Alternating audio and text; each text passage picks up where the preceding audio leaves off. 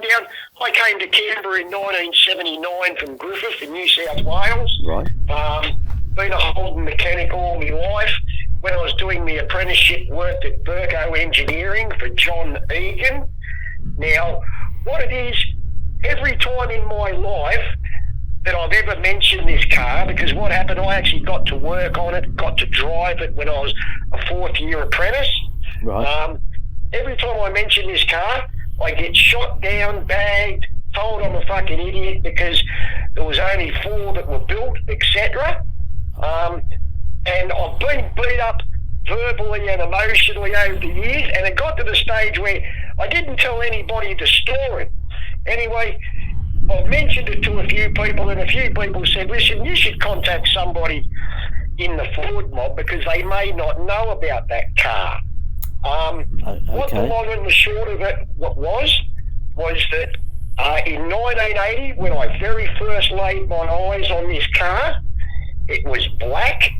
Everybody told me there was no black ones made, but this was black. And also at the time, I was a smart enough mechanic to know that that was the original patina on the car, like the few stone chips up the rear guards and all that sort of thing. Yeah.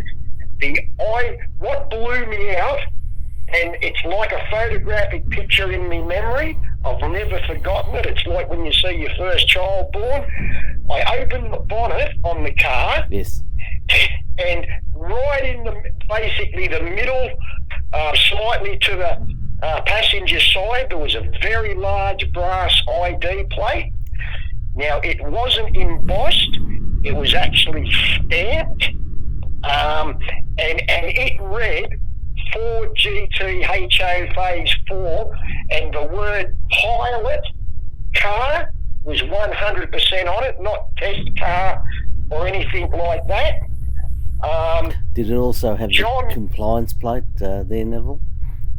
Sorry, mate? Did it also have the compliance plate next to it? Look, I honestly do not remember seeing any aluminium plate, but remembering I'm 58-year-old now, and I seen that when I was about 18. Okay. So my main draw of the eye was to this brass ID plate that was approximately 5 inches by 4 inches. Okay.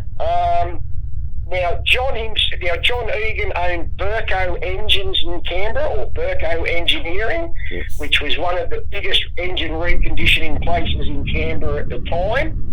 Now, John, I was actually at the TAFE on the day that he was unfortunately killed. He was running a scat engine on the TAFE dyno, not the chassis dyno, but the actual engine dyno.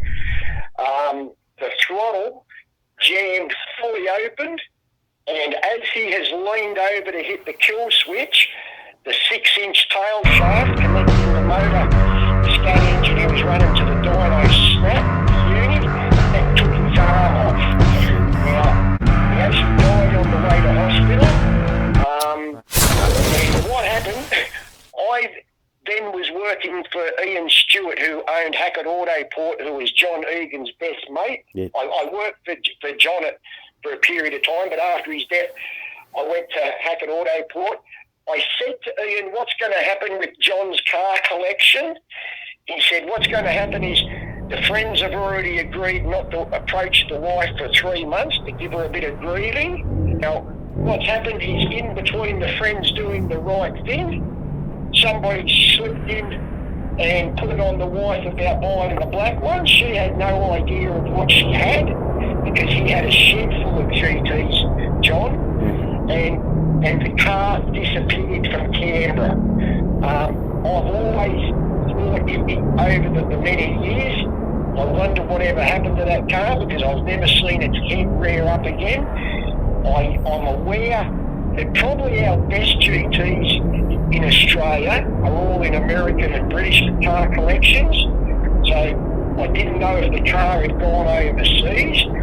Now, John told me himself that the car, that the chap who used to drive the car at FORD used to drive it from, like when they were testing or whatever, from his actual house to the FORD Queensland, wherever they did this, and there's famous stories, and this is what John told me back in the day, that this car going down some freeway out of Melbourne at 160 mile an hour, 150 mile an hour on a daily basis,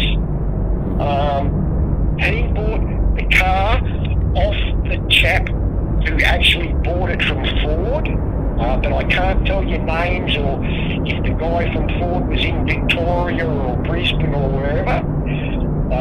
But without question, 100% I've got 14 grandchildren. I can put my hand on my heart and say that car was in Canberra for at least 3.5 years.